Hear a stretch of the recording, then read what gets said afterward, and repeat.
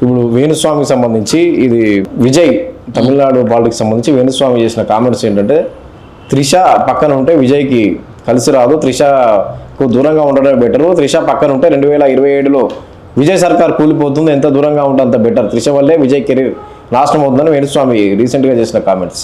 చాలా వరకు నేను ఎవరిని విమర్శించను, కానీ అంటే నేను వారిని అవమానించడము అమర్యాదగా మాట్లాడడము నాకు ఇష్టం లేదు.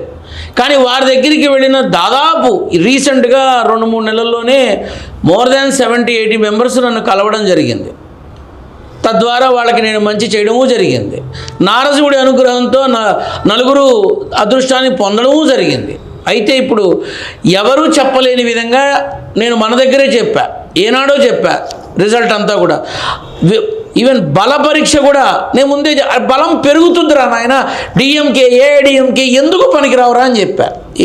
ఈరోజు వరకు ప్రత్యేకించి మీ పల్లవి టీవీలో పుష్ప 2కి ముందు రిలీజ్కి ముందు నుంచి మాట్లాడిన ప్రతి మాట నా ఇంటర్వ్యూలు చూసేవాళ్ళు గమనించవచ్చు. ఏదన్నా అబద్ధమైందా?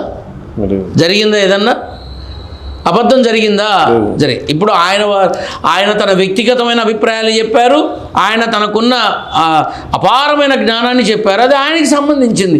నాకు మాట్లాడడానికి అర్హత లేదు ఆయన గురించి, ఆయన మాట. అయితే నన్ను నేరుగా అడిగితే మాత్రం నేను ముందే చెప్పా, త్రిష క్యాబినెట్లోకి వస్తుంది, క్యాబినెట్ హోదా కలుగుతుంది, తాను తప్పకుండా నిలబడుతుంది, మళ్ళీ ఆనాటి ఎంజీఆర్ జయలలితని మనం విజయ్ త్రిషలో చూస్తాము, ఎన్ని ఒడిదుడుకులు వచ్చినా నిలబడతారు చెప్పా.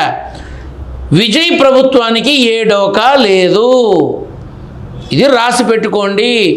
ఏఐడిఎంకే డిఎంకే పార్టీల్లో ఉన్నటువంటి కొంతమంది ఎమ్మెల్యేలు రానున్న రోజుల్లో విజయ్ పక్కన నిలబడతారు.